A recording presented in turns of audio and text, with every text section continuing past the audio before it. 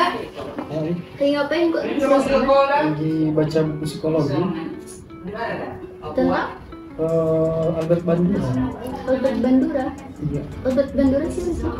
Jadi gini, Albert Bandura itu beliau merupakan tokoh psikologi yang lahir pada tanggal 4 Desember tahun 1925 dan beliau merupakan tokoh psikologi yang terkenal akan teori pembelajaran sosial dan efikasi diri. Oh, efikasi diri. Iya. Maksud dari efikasi diri itu sendiri? Jadi efikasi diri itu merupakan persepsi individu kita mengenai seberapa bagus sih diri kita itu berfungsi dalam situasi tertentu. Nah, sederhananya itu kita bisa memahami bahwasanya efikasi diri itu merupakan kepercayaan diri kita dalam kemampuan kita untuk mencapai tujuan maupun menghadapi tantangan yang ada. Begitu. Jadi misalnya contoh siswa yang percaya diri untuk mengerjakan nilai matematika, jika dia mendapatkan tugas yang sulit, dia tetap percaya pada dirinya sendiri, itu termasuk efikasi diri? Iya, itu termasuk efikasi diri. Begitu. Kak, jadi kan efikasi diri itu sama dengan kepercayaan diri terhadap kemampuan. Iya. Lantas sumber dari efikasi diri itu dari mana?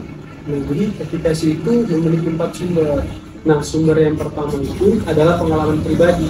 Yang kedua ada pengalaman dari orang lain yang kita merasa termotivasi untuk seperti itu. Lalu yang ketiga ada persuasi sosial atau dukungan dari orang lain kepada kita sehingga kita menjadi lebih percaya diri terhadap kemampuan kita. Dan yang terakhir ada sumber dari kondisi fisiologis kita atau keadaan mental kita pada saat itu. Begitu. Jadi dari tadi kan kita sudah membahas tentang definisi sama sumber efikasi itu dia sendiri. Terus bagaimana dengan dampak dari efikasi itu sendiri dan cara meningkatkan efikasi diri? Jadi setiap orang itu mempunyai efikasi diri yang berbeda-beda pula. Nah, ada orang-orang yang mempunyai efikasi diri yang tinggi, ada juga orang-orang yang mempunyai efikasi diri yang rendah. Nah, ketika itu digabungkan dengan tujuan-tujuan ataupun prestasi yang ingin kita capai, maka itu akan berpengaruh terhadap perilaku dan motivasi kita.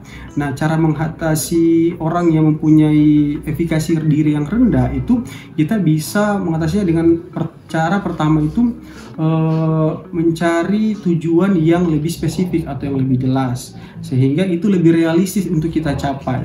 Yang kedua, kita bisa mencari pengalaman yang bisa kita sesuaikan dengan keadaan kita. Yang ketiga, kita menerima umpan balik dari orang lain. Ketika ada yang memotivasi kita, maka kita harus menerimanya. Baru yang terakhir adalah kita mengontrol diri kita atau mengontrol emosi kita agar tidak terpengaruh terhadap kondisi psikologis kita. Begitu, Ci. Jadi percayalah pada diri kita sendiri dan kita akan menemukan bahwa tidak ada yang tidak mungkin. Efikasi diri merupakan kunci untuk membuka potensi diri dan mencapai kesuksesan. Dengan meningkatkan efikasi diri, kita jadi lebih percaya diri dan berhasil dalam berbagai aspek kehidupan.